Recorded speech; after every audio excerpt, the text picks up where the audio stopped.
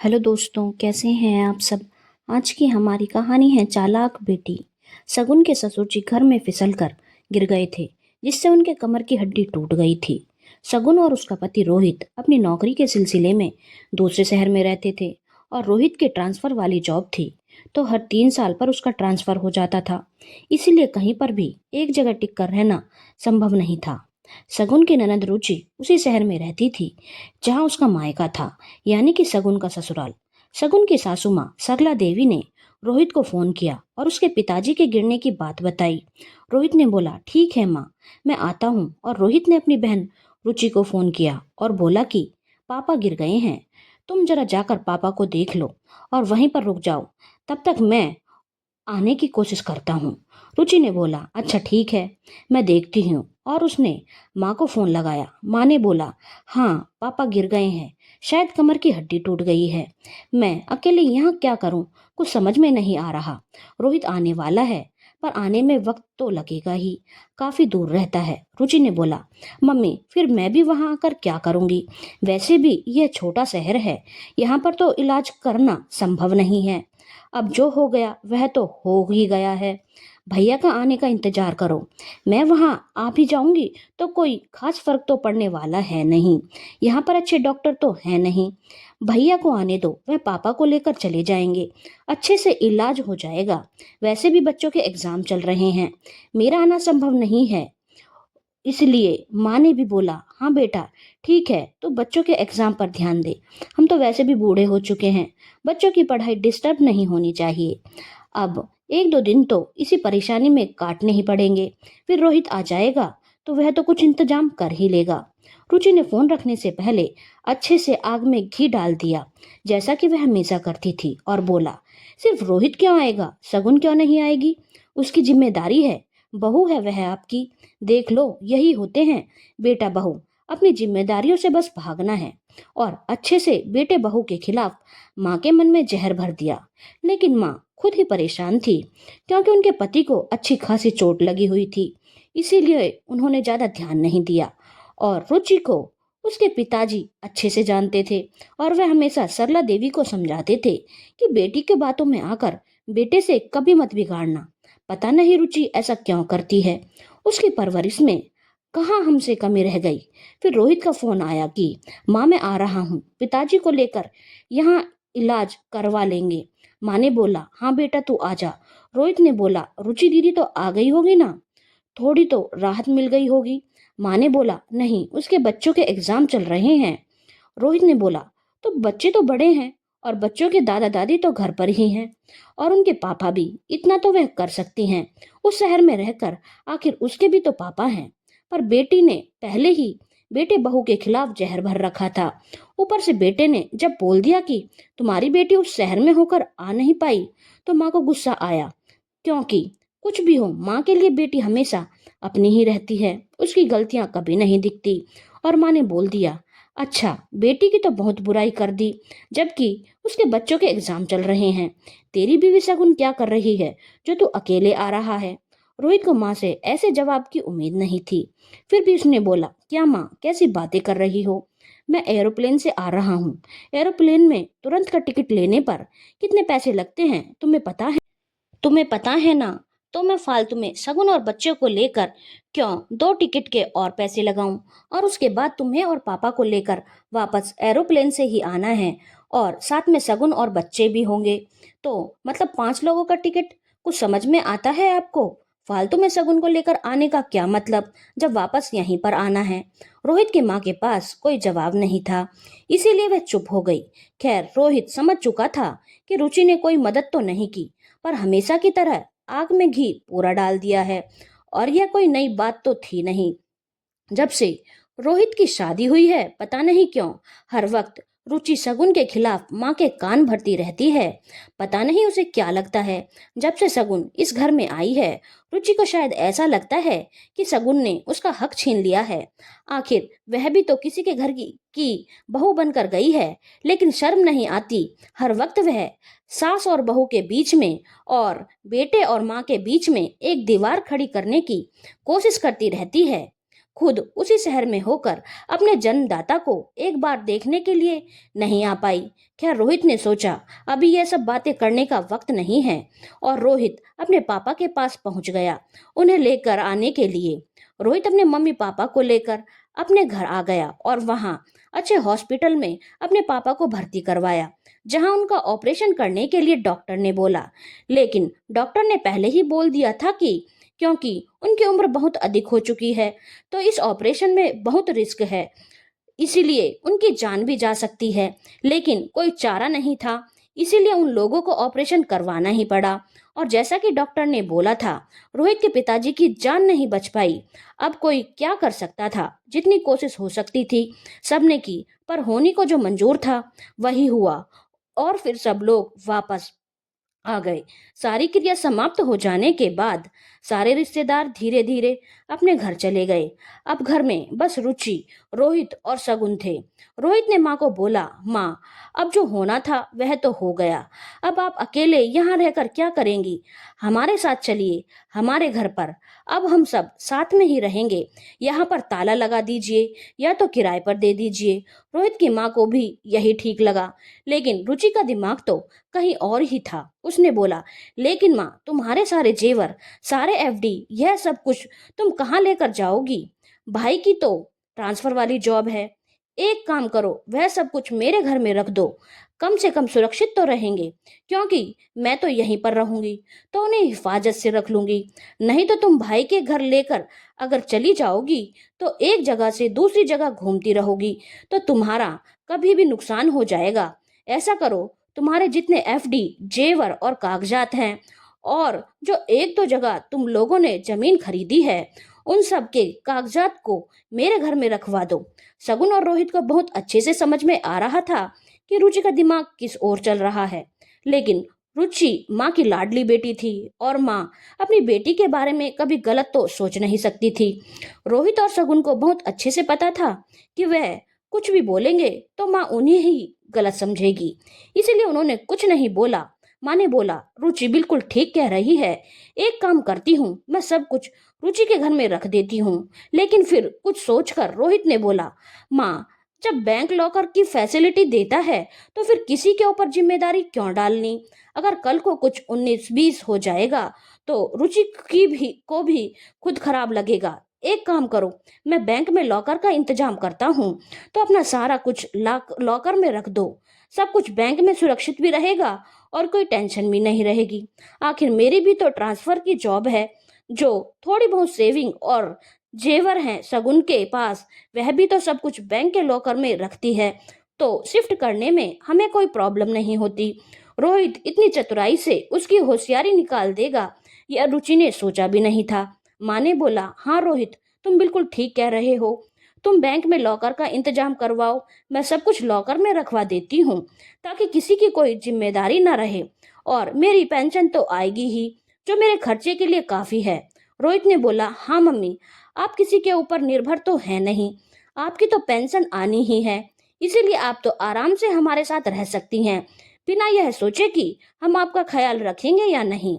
क्या इतनी गारंटी तो मैं आपको देता हूँ कि आपको अपने पेंशन से खर्चा चलाने की जरूरत नहीं पड़ेगी। लेकिन फिर भी आपकी आत्मसंतुष्टि के लिए यह बात मैंने बोली। रुचि को समझ में आ गया था, इतनी आसानी से माँ को रोहित के सामने वह बरगला नहीं सकती, और माँ रोहित और शगुन के साथ उनके पास चली गई। रुचि फोन पर रोज अपनी माँ से बात करती, और किसी न किसी बहाने से शगुन और रोहित की किसी न किसी बात में नुक्स निकालकर माँ के कान में उल्टी सीधी बातें रोहित और शगुन के खिलाफ भरती रहती। कभी बोलती कि शगुन जानबूझकर ऐसा खाना बनाती है कि तुम्हें सही से हजम ना हो और तुम बीमार पड़ जाओ। कभी बोलती, वह लोग तुम्हें इसलिए लेकर गए हैं कि तुम्हारी पेंशन से उन लोगों के घर का खर्चा चले और उनके सारे पैसे बच जाएं। अभी तो देखना, शगुन के बच्चों को बड़ा होने दो, उसे नौकरी करनी है और घर में कोई दाई चाहिए थी, इसीलिए वह तुम्हें लेकर गई है, ताकि जब वह नौकरी पर जाना शुरू करे तो तुम उसके बच्चों को संभालो और घर में दाई का काम कर दो, ताकि वह दोनों मियाँ बीबी नौकरी कर सकें। और पता नहीं क्या क्या उल्टी सीधी बातें लगातार अपनी माँ के कान में भर रही थी। माँ को रोहित और शगुन के साथ किसी भी तरह की कोई तकलीफ नहीं थी। फिर भी बेटी लगातार बहू और बेटे के खिलाफ बातें कान में डाल रही थी, तो माँ को भी ऐसा लगने लगा कि हाँ, वह सही बोल रही है। मेरे बेटे और बहू मेरे पैसे के लालच में मुझे लेकर आए हैं। अगर मेरे पास पैसे नहीं होते तो यह है, मुझे मेरे घर पर अकेला ही छोड़ देते। क्योंकि रोहित और शगुन शहर में रहते थे, तो ज्यादा किसी के घर आना जाना या घूमना फिरना नहीं होता था। और सरला देवी की आदत शुरू से ही घूमने फिरने की थी, तो उनका मन भी वहां नहीं लगता था। रुचि ने धीरे धीरे 6 महीने में माँ के मन में इतना जहर भर दिया कि उन्होंने जिद पकड़ ली कि मैं अपने घर जाकर रहूंगी। मुझे यहाँ पर अच्छा नहीं लग रहा, और अभी मैं इतनी बूढ़ी नहीं हुई हूँ कि अकेले नहीं रह सकती। जब मेरे पास अपना घर है तो मैं अपने घर में रहूंगी। हाँ, जब ऐसा लगेगा कि अब मैं अकेले नहीं रह सकती, तब मैं तुम लोगों के पास आ जाऊंगी, पर अभी मैं यहाँ नहीं रह सकती। रोहित और शगुन को बहुत अच्छे से पता था कि माँ ऐसा क्यों बोल रही है और किसके बहकावे में आकर बोल रही है, लेकिन वह लोग क्या कर सकते थे। उन लोगों ने माँ को वापस उनके घर भेज दिया, और अब रुचि जो चाहती थी वह सब हो गया। क्योंकि अब रुचि का दिन माँ के साथ ही गुजरता था, बल्कि रुचि पूरी तरह से अपने बच्चों के साथ इसी घर में शिफ्ट हो गई थी। जब पिताजी बीमार थे तो देखने भी नहीं आ पाई थी, बच्चों की पढ़ाई की वजह से। और अब इसी घर से उसके बच्चे स्कूल जा रहे थे, कोई दिक्कत नहीं हो रही थी। अब रुचि ने अपना असली खेल शुरू कर दिया था। माँ से बोला, माँ, तुम्हारी तो अच्छी खासी पेंशन आती है, तुम्हारे घर कोई खास खर्चे तो है नहीं, भाई का भी बच्चा अभी छोटा है, उसके भी अभी कोई खास खर्चे हैं नहीं, लेकिन मेरी बेटी का दूसरे स्कूल में एडमिशन करवाना है, और अब वह 9th में जा रही है, तो उसकी कोचिंग भी स्टार्ट करवानी है। स्कूल की फीस और कोचिंग की फीस बहुत ज़्यादा हो जाएगी, और बेटा तो पहले से 11वीं में है, उसकी तो कोचिंग और स्कूल की फीस ज़्यादा लगती ही है। मुझे थोड़ी परेशानी हो रही है। एक काम करो, घर का एक फ्लोर किराए पर दे दो, और वह किराया मुझे दे दिया करना, जिससे मैं मेरी बेटी के स्कूल और ट्यूशन की फीस दे दूंगी। तुम्हारी तो वैसे भी पेंशन आ ही रही है, कोई दिक्कत तो होगी नहीं। और वैसे भी माँ बाप की प्रॉपर्टी में मेरा भी तो हक बनता है। मेरी बेटी की पढ़ाई अच्छे से हो जाएगी। माँ तो बेटी के प्यार में अंधी थी, यह जानते हुए कि दामाद जी का बहुत बड़ा बिजनेस है और अच्छा खासा चलता है। फिर भी माँ को बेटी की बातों में सच्चाई लगी, और उन्होंने बोला, हाँ बेटा, घर का एक फ्लोर खाली ही तो पड़ा है, उसे किराए पर देकर अगर तेरी बेटी के पढ़ाई के लिए पैसे निकल आए तो इसमें बुराई ही क्या है। माँ ने यह सब कुछ रोहित और शगुन को बताना जरूरी भी नहीं समझा, और रुचि से बोला, तू किराएदार ढूंढ, उस फ्लोर को किराए पर लगा देती हूँ, और मेरा घर है, मैं जो चाहे करूँ, इससे किसी को क्या दिक्कत होगी। इस तरह से घर का एक हिस्सा किराए पर दे दिया गया, और किराए में मिलने वाले 12,000 रुपये रुचि रख लेती थी अपनी बच्ची के स्कूल और ट्यूशन की फीस के नाम पर। एक बार रोहित और शगुन छुट्टियों में घर आए थे, और जब घर में उन्होंने किराएदार को देखा तो माँ से इसके बारे में पूछा। माँ ने बोला, हाँ, मैं अकेली रहती थी, घर खाली पड़ा था तो मैंने किराए पर दे दिया। रोहित ने बोला, वह तो ठीक है माँ, पर तुमने ठीक ठाक से देख समझ कर तो दिया है, आजकल किसी का कोई भरोसा नहीं है। माँ ने बोला, हाँ, ऐसा कुछ नहीं है, अच्छे लोग हैं, जरूरत पड़ने पर थोड़ा बहुत काम भी कर देते हैं और किराया भी वक्त पर दे देते हैं। रोहित ने बोला, फिर तो ठीक है। फिर रोहित ने बोला, तो एक काम करो माँ, तुम्हारी तो अच्छी खासी पेंशन आती ही है, फिर किराए की रकम की हर महीने एफडी करवा दिया करो, कुछ सेविंग हो जाएगी। माँ ने बोला, नहीं, वह तो मैं रुचि को दे देती हूँ, उसकी बेटी की 9वीं क्लास की पढ़ाई शुरू हो गई है और उसे थोड़ी आर्थिक दिक्कत हो रही है, तो उन पैसों से उसके स्कूल और ट्यूशन की फीस निकल जाती है। और वैसे भी घर का हिस्सा तो खाली ही पड़ा था, कोई मैं अलग से तो कुछ कर नहीं रही, और पापा की प्रॉपर्टी पर उसका भी तो हक है। रोहित ने बोला, मैं यह सब कब कह रहा हूँ कि उसका हक नहीं है, पर क्या सिर्फ उसी का हक है? मेरा हक नहीं, अभी कोई हिस्सा बंटवारा तो हुआ नहीं है। फिर इतना बड़ा निर्णय आपने ले लिया और मुझसे बिना पूछे। रोहित का यह बोलना था कि माँ बिगड़ गई, यह मेरा घर है, मेरे पति के पैसों से बना हुआ है, इस पर तुम्हारा या किसी का कोई हक नहीं है। यह कोई पुश्तैनी जमीन जायदाद नहीं है। मेरा जिसे दिल करेगा मैं उसे दूंगी। आइंदा से मेरे किसी फैसले में टांग घुसाने की कोशिश मत करना। तुम दोनों इतने दिनों में रुचि ने इतने अच्छे से सरला देवी का ब्रेन वॉश किया था कि सरला देवी को रोहित और शगुन दुश्मन दिखने लगे थे। रुचि ने कूट कूट कर उनके मन में यह बात भर दी थी कि हो सकता है रोहित और शगुन ने जानबूझकर पापा का इलाज किसी छोटे मोटे अस्पताल में करवाया होगा, इसीलिए पापा बच नहीं पाए। क्या पता बड़े अस्पताल में करवाते, अच्छे डॉक्टर से दिखाते तो ऐसा कुछ नहीं होता। लेकिन अपने पैसे बचाने के चक्कर में और सरला देवी ने रुचि की इस बात में आ गई थी, इसीलिए वह अपने बेटे बहू से चिढ़ने भी लगी थी। रोहित ने जब सरला देवी के मुख से ऐसी बातें सुनी तो उसने सोच लिया था अब वो माँ के किसी मामले में कुछ नहीं बोलेगा। उन्हें जो करना है करें। वैसे भी उनके लिए उनकी बेटी ही सब कुछ है, जो कि इस शहर में रहकर जरूरत पड़ने पर माँ बाप के काम नहीं आ सकती थी। रोहित, शगुन और यहाँ तक कि रोहित के पिताजी भी रुचि को बहुत अच्छे से जानते थे कि वह और उसका पति कितने शातिर किस्म के इंसान हैं और अपनी शातिरता में वह कुछ भी कर सकते हैं। लेकिन सरला देवी आज तक इस बात को समझ नहीं पाई थी। उनके लिए तो उनकी लाडली बेटी रुचि उनकी जान थी और अपने शातिर दामाद को ही वह अपना बेटा समझती थी। कभी उसकी शातिरता उन्हें दिखाई ही नहीं देती थी। शगुन ऐसे तो कुछ नहीं बोलती थी, लेकिन कभी कभी सरला देवी की बातों से उसे भी बहुत जोर का गुस्सा आता था, क्योंकि जब से वह शादी होकर आई थी बात बात में कई बार सरला देवी और रुचि ने उसे कई तरह से ताने मारे थे। खैर, अभी कुछ दिन के लिए शगुन और रोहित घर पर थे और एक दिन रात में रुचि भी जब वहीं पर रुकी हुई थी तो रोहित का बेटा दूध पीने के लिए रो रहा था और थोड़ा सा ही दूध बचा था, लेकिन बच्चा छोटा था तो शगुन ने बहुत सारा दूध अपने बेटे को पीने के लिए दे दिया। इस पर रुचि ने अपनी माँ के कान भर के बहुत बड़ा बवाल घर में करवाया कि मेरे बच्चे भी घर में थे और भाभी ने सारा दूध अपने बेटे को दे दिया। देख लो क्या क्या करती है भाभी।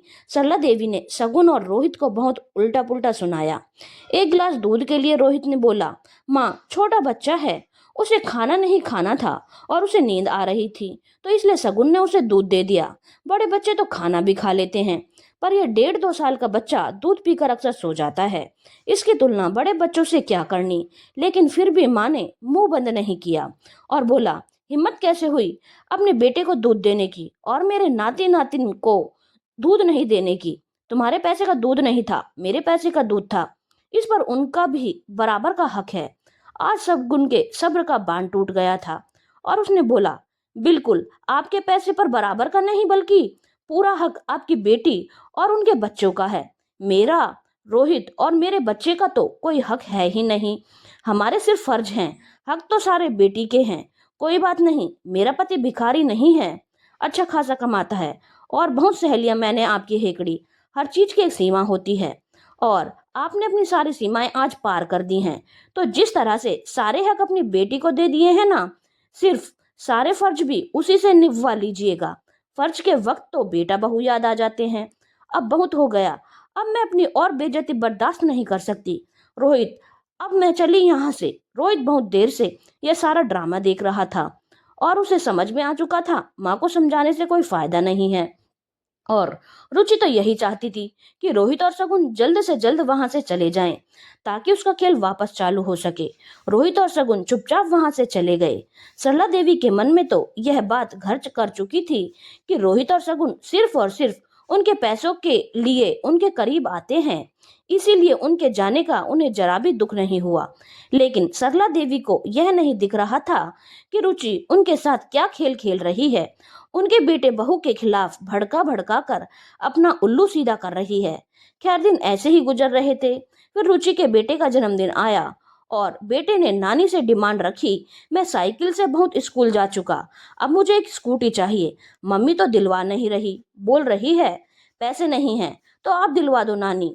तो नानी ने बोला, हाँ बेटा, बिल्कुल मेरे नाती को स्कूटी चाहिए तो नानी क्यों नहीं दिलवाएगी।